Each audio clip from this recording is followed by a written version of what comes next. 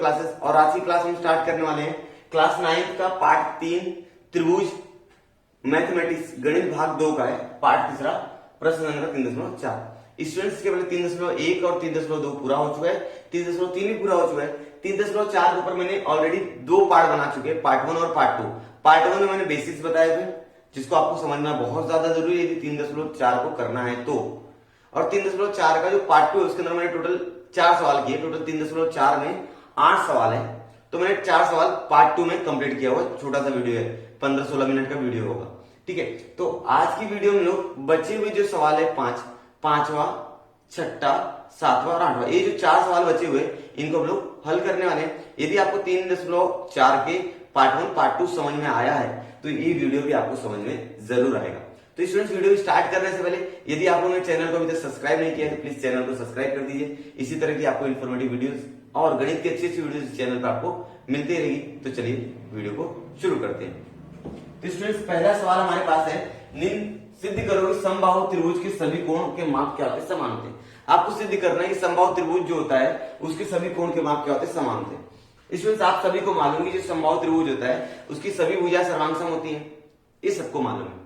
सभी भुजाएं भी सर्वांग सम होती है, सभी कोण भी सर्वांग सम होती है। लेकिन आपको यहाँ पर सिद्ध करके दिखाना है कि उसके सभी कोण सर्वांग सम कैसे होते हैं। तो मैं यहाँ पर आप लोगों के सामने में समबाहु त्रिभुज बनाता हूं। मान लीजिए आप एक समबाहु त्रिभुज, आप स्केल से माप के बनाइएगा। इसका नाम देता हूं मैं ए बी सी। चूंकि ये समबाहु त्रिभुज इसकी सभी भुजाएं क्या रहेंगी? इसकी सर्वांग सम रहेंगी, इतना याद रखिएगा, ठीक है। सभी भुजाएं सर्वांग सम। तो यदि आपका एक समबाहु त्रिभुज है तो इसके जितने भी कोण रहेंगे वो भी क्या होने चाहिए? सर्वांग सम होने चाहिए। तो मैं यहां पर हल करूंगा स्टूडेंट्स, हल करने में लिखूंगा कि त्रिभुज ए बी सी यह कौन सा त्रिभुज है? समबाहु त्रिभुज है। कौन सा त्रिभुज है स्टूडेंट्स? समबाहु त्रिभुज है। अब जब समबाहु त्रिभुज है स्टूडेंट्स तो मेरी बात ध्यान सुनो कि ए बी बराबर रहेगा ए सी के। मैं बोल सकता हूं भुजा जो ए बी है वो सर्वांग सम रहेगा भुजा ए सी के। क्या लिखी? समबाहु त्रिभुज की भुजाएं, समबाहु त्रिभुज की भुजा। ये आपको समझ में आ गया, समबाहु त्रिभुज की भुजाएं क्या है? सर्वांग सम होती है, इसलिए मैंने लिख दिया। अब स्टूडेंट्स, आपको ये भी मालूम है कि सर्वांग सम भुजाओं के संगत कोण क्या होते हैं? सर्वांग सम होते हैं। सर्वांग सम भुजाओं के समूह कोण क्या रहेंगे? सर्वांग सम रहेंगे। इसलिए कोण ए बी द्वारा कौन सा कोण निर्मित होता है? ए सी बी। ए सी बी सर्वांग सम रहेगा कोण ए सी द्वारा कोण निर्मित होता है एबीसी। क्या लिखनी? क्या लिखनी? समद्विबाहु त्रिभुज का गुणधर्म में क्या बोलता है? यदि आपकी दो भुजाएं सर्वांग सम है तो उसके संगत कोण क्या रहेंगे? सर्वांग सम रहेंगे, मतलब सम्मुख कोण क्या रहेंगे? सर्वांग सम रहेंगे, बोलता है, ठीक है। ये तो आपको समझ में आ गया। इसको समीकरण नंबर दे दीजिए आप लोग ए। अब उसी प्रकार ए बी और बीसी ले लीजिए आप लोग। ले लीजिए भुजा ए बी, सर्वांग सम रहेगा भुजा बीसी के। ए बी आपको मालूम है, ठीक है। कहां से स्टूडेंट? तो ए बी क्या है? समबाहु त्रिभुज की भुजा है, समबाहु त्रिभुज की भुजा, ठीक है ना। अब ये दोनों भुजाएं क्या सर्वांग सम, तो इसकी संगत कोण क्या रहेगा? सर्वांग सम। ए और सी क्या रहेगा? सर्वांग सम रहेगा। तो बी ए सी कोण, बी ए सी सर्वांग सम कोण रहेगा ए सी बी, बराबर। यानी भुजा ये आला है ना, और इसके जो है ये आला है, ठीक है। तो हम लोग बोलेंगे ए सी बी। क्या लिखेंगे? समद्विबाहु त्रिभुज का प्रमेय, समद्विबाहु त्रिभुज का प्रमेय। इसमें समद्विबाहु त्रिभुज का प्रमेय अगर जानना है तो 3.4 का जो पार्ट 1 वीडियो बनाया है उसको देख लीजिए आप लोग, आपको एकदम अच्छे समझ में आएगा त्रिभुज का प्रमेय, ठीक है स्टूडेंट्स। यहां तो समझा आपको? चलिए, तो स्टूडेंट्स अगर आप लोग देखोगे तो समीकरण नंबर इसको 2 दे दीजिए। समीकरण 1 और 2 को देखो तो आपको यहां पर मिलेगा ए सी बी बराबर एबीसी के, और यहां पर एसीबी बराबर है बीएसी के। मतलब एसीबी इसके बराबर है, एसीबी इसके बराबर है, तो ये दोनों भी क्या आ जाएंगे? इसके बराबर हो जाएंगे। मतलब ये दोनों भी क्या आ जाएंगे? दूसरे बराबर हो जाएंगे। तो हम लोग लिखेंगे समीकरण 1 और 2 से क्या हुआ? ये तीनों एक दूसरे क्या है? बराबर है। तो मैं लिख सकता हूं कोण ए सी बी सर्वांग सम कोण ए बी सी सर्वांग सम कोण बीएसी। समझे? 1 और 2 से। ये आपको समझ में आ गया। तो ये क्या है स्टूडेंट्स? ये हमारे समबाहु त्रिभुज के तीनों कोण सर्वांग सम है। तो इसलिए बोल सकते हैं त्रिभुज एबीसी यह समान कोणीय त्रिभुज है। समान कोणीय मतलब उनके सभी कोण क्या है, सर्वांग सम है। ठीक है, यहां तक आपको समझा होगा, एकदम अच्छे से समझा है। चलिए अब अगला सवाल देते, छठा सवाल क्या है हमारे सामने। त्रिभुज एबीसी है, उसके अंदर बीएसी की समद्विभाजक भुजा बीसी को बिंदु डी पर क्या करता है, प्रतिच्छेदित करता है। हमारे पास त्रिभुज एबीसी है, देख लो यहां पर त्रिभुज हमने नाम दिया एबीसी। ठीक है, ए बी सी, और यहां पर बोला कोण बीएसी। कोण बीएसी का जो समद्विभाजक है वो बीसी पर क्या करता है, बीसी पर बिंदु डी पर क्या करता है, लंब समद्विभाजक में यहाँ पर 90 अंश का कोण बनाएगा। मेरी बात समझ में आ रही है। लंब समद्विभाजक स्टूडेंट्स, लंब मतलब 90 अंश का कोण। ठीक है, वहां पर 90 अंश का कोण बन चुका है। ठीक है, और जब 90 अंश का कोण बने, यहां पर स्टूडेंट्स यूज किया समद्विभाजक। समद्विभाजक मतलब हो जाएगा कि यहां का कोण और यहां का कोण सर्वांग सम रहेगा हमेशा। ठीक है ना, ये कोण रहेंगे सर्वांग सम। और आपको सिद्ध करना है कि त्रिभुज जो एबीसी है वो समद्विबाहु त्रिभुज है। स्टूडेंट, समद्विबाहु त्रिभुज क्या होता है, मतलब ऐसा त्रिभुज जिसकी दो भुजाएं सर्वांग सम हो।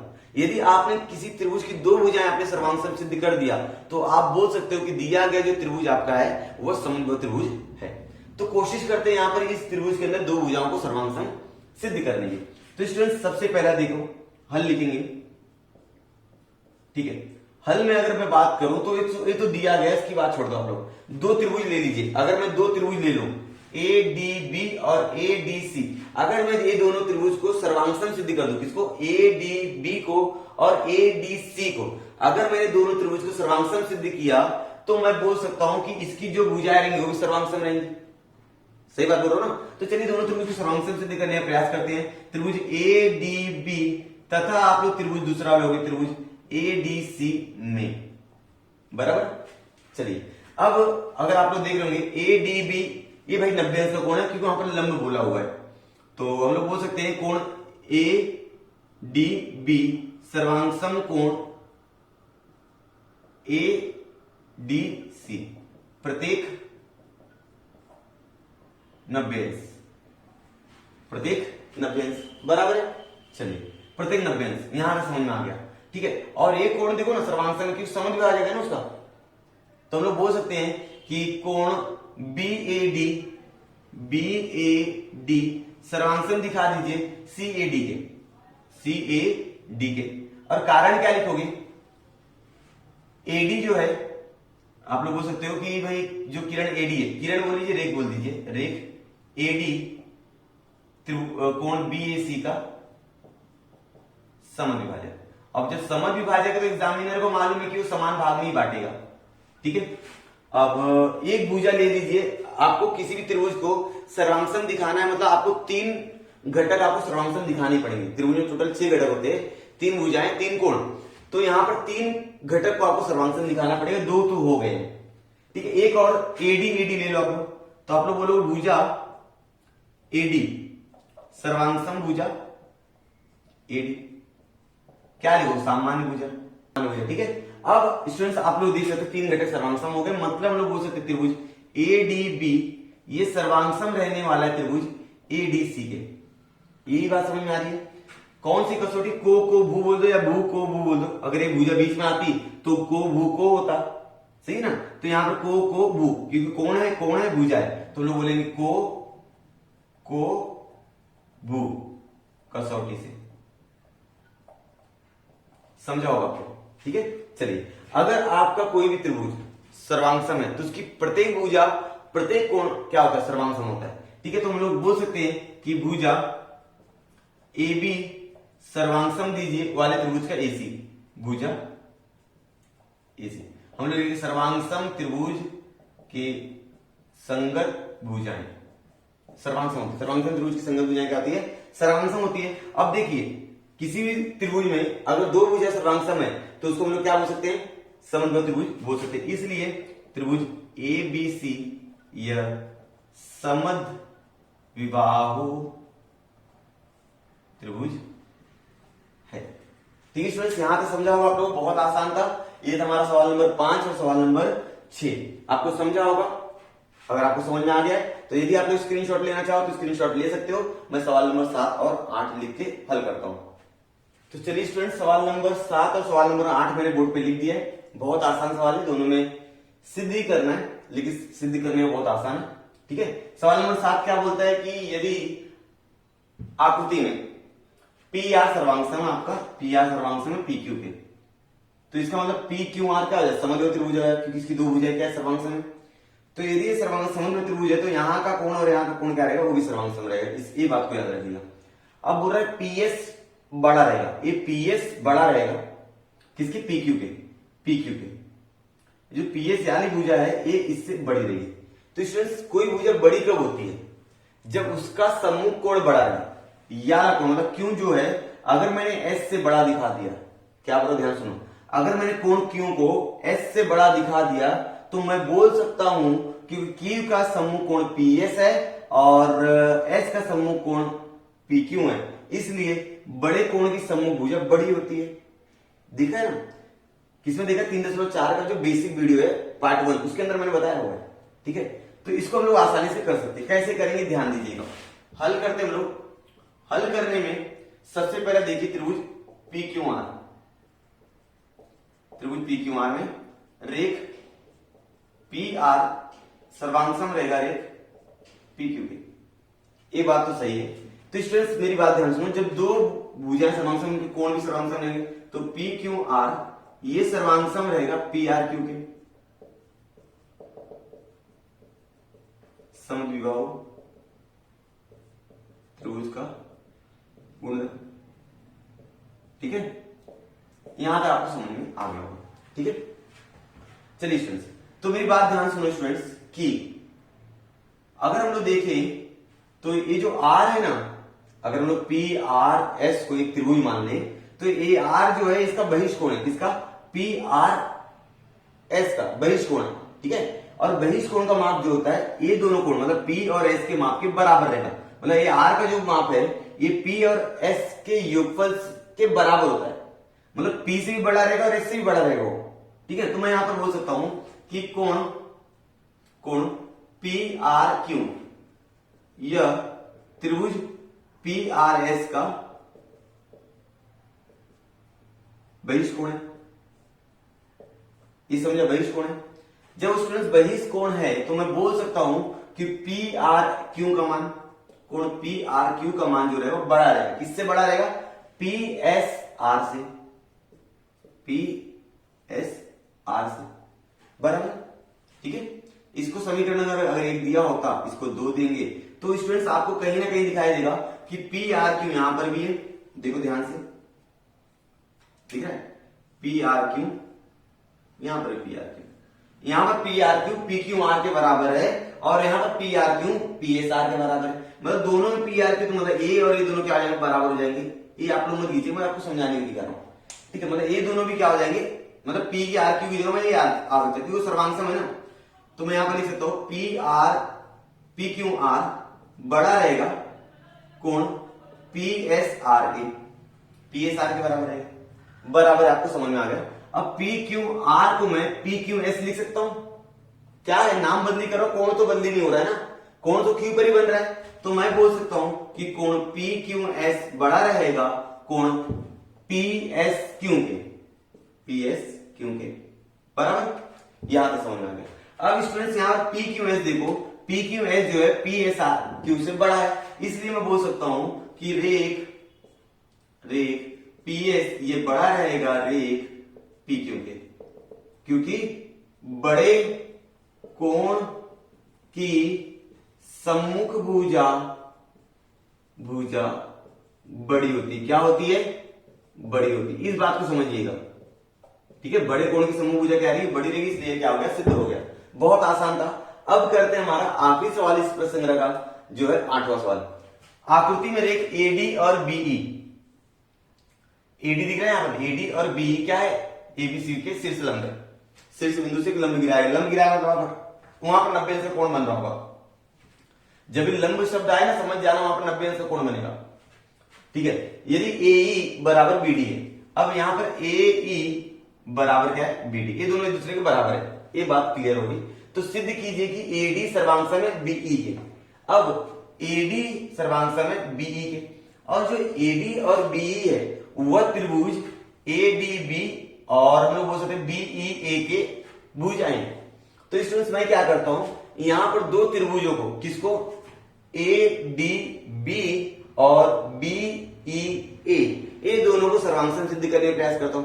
अगर मैंने ये दोनों सर्वांग सिद्ध कर दिया तो आप सभी को मालूम है कि सर्वांग त्रिभुज की सभी भुजाएं, सभी कोण क्या होते हैं, सर्वांग होते हैं। इस बात को तो आपको नॉलेज है, ठीक है। तो चलिए हल करते हैं, इसको हल करने का प्रयास करते हैं। क्या करेंगे, दो त्रिभुज ले लीजिए आप लोग, त्रिभुज ADB ले लीजिए और तथा दूसरा त्रिभुज ले लीजिए आप लोग BEA। ये दोनों त्रिभुज आपने ले लिया।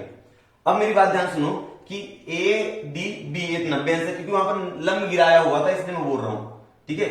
ADB सर्वांशम रहेगा BEA के, प्रत्येक 90 अंश लिख दीजिए यहां पर आराम से, प्रत्येक 90 अंश, इससे आसान क्या रहेगा, ठीक है। अब दो घटक और कोई सर्वांशम दिखाना है ही।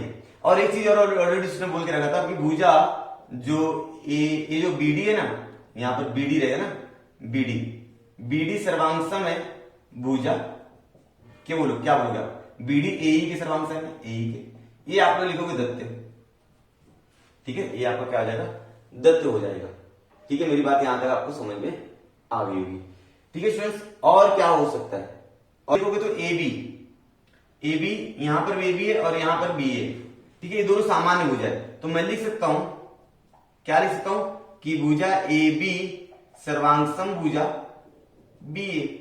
देख सकते हो आप लोग, यहां पर AB है, यहां पर AB है और यहां पर BA है, सिंपल है।